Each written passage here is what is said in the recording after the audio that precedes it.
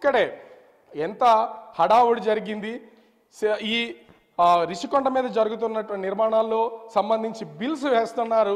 ఆ బిల్స్ బయటకు వచ్చినటువంటి తరుణంలో కనిపిస్తున్నటువంటి ఈ ఒక్కటి మాత్రమే స్నానం చేయడానికి యూజ్ చేసే, తెలుగులో చెప్పాలంటే స్నానాలతోటే, దీనికి ఇంచుమించుగా 35 లక్షల రూపాయలు ఈ ఒక్క దాని వాల్యూ.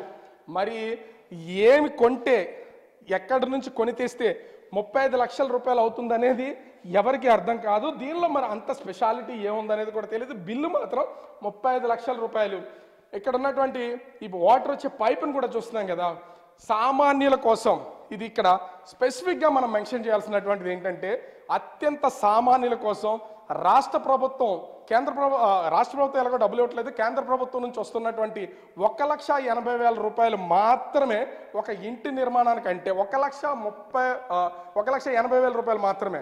అంటే ఒక ఇల్లు మొత్తం, ఒక పేద కుటుంబం నుంచి వచ్చినటువంటి ఒక ఇల్లు మొత్తం నిర్మించుకోవడానికి 1,80,000 అయితే ఈ కనిపిస్తున్నటువంటి స్నానం చేయడానికి యూజ్ చేసే స్నానాలతోటే దీని కాస్తే 35 లక్షలు. అంటే 35 లక్షల్లో పెట్టి దీన్ని ఎందుకు అనేది 10 నిమిషాల పాటు స్నానం చేసి వచ్చేదానికోసం. ఇప్పుడు ఇందాక చూపించాం మనం కబోర్డు, ఒక్కొక్క కబోర్డు కాస్ట్ 25 లక్షలని ఈ స్నానాలకు సంబంధించినటువంటిది. ఇక్కడ ఎంత ఉందో చూసారా, అంటే బిలో పావర్టీలో ఉన్నటువంటి వాళ్ళకి సెంటు స్థలంలో ఇంటి నిర్మాణం చేస్తున్నారు. ఆ ఇంటి నిర్మాణానికి సంబంధించి చూస్తే స్నానం చేసే ఈ స్పేసియస్ ఉన్నటువంటి ప్లేసే ఒక బెడ్రూమ్, ఒక సాధారణమైనటువంటి పేద కుటుంబంలో నివసించేటువంటి వాళ్ళకి ఇది ఒక బెడ్రూమ్. అట్లాంటిది స్నానం చేయడానికి చూస్తున్నాం కదా ప్రతిదీ. ఇంకా వాటర్కి సంబంధించినటువంటి సప్లైకి ఏమి ఇచ్చినటువంటి పరిస్థితి అయితే లేదు.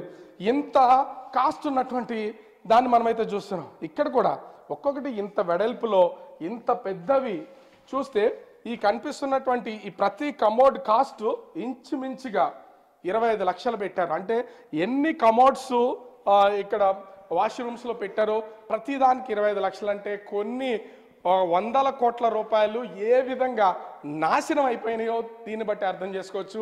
ఒకవేళ వీటిని చూస్తున్నాం కదా, ఇన్ని కబోర్డ్స్ ఉన్నాయి, ఇందాక చూపించాం మనం కబోర్డ్స్, అవన్నీ కూడా ఈ మసాజ్ చేయించుకుంటే ఆ మసాజ్ కావాల్సినటువంటి ప్లేస్లు. ఇక్కడ కూడా బట్టలన్నింటినీ వీటిల్లో పెట్టుకుని ఇక్కడ స్నానం చేసి రెడీ అయినటువంటి పర్సన్స్ ఇలా బయటికి వచ్చి ఇగో ఇక్కడ ఉన్నటువంటి బెడ్రూము, ఈ బెడ్రూమ్లోనే వాళ్ళు ఆ సేద తీరడానికి పడుకోవడానికి ఉండే ఆ ప్లేస్ అనమాట. ఇది చూడడానికి ఎంత అద్భుతంగా ఉందో దీన్ని బట్టి అర్థం చేసుకోవచ్చు. ఈ బిల్డింగ్ ఇంకో ప్రత్యేకత ఏంటంటే, ఎవరు రారు కాబట్టి, సీఎం హై సెక్యూరిటీ కాబట్టి ఖచ్చితంగా ఏసీలు ఉండాలి, ఫ్యాన్లు వేయాలి, ఇట్లాంటిది ఏమీ లేదు. ఎందుకంటే నిరంతరం ఇక్కడ అంటే అవకాశం ఏమన్నా ఉంటే బయట వైపుకి వెళ్ళడానికి డోర్స్ తీసే అవకాశం ఉంటే ఒకసారి మనము బయట వైపుకి వెళ్ళే లోపల నుంచి బయటికి, బయట నుంచి లోపలికి వెళ్ళే ప్రయత్నం అయితే చేద్దాం. కానీ డోర్స్ అన్నీ కూడా ఇప్పటికే లాక్ చేస్తున్నాయి, ఏ ఒక్కరు కూడా వెళ్ళకుండా. ఇది తీసుంది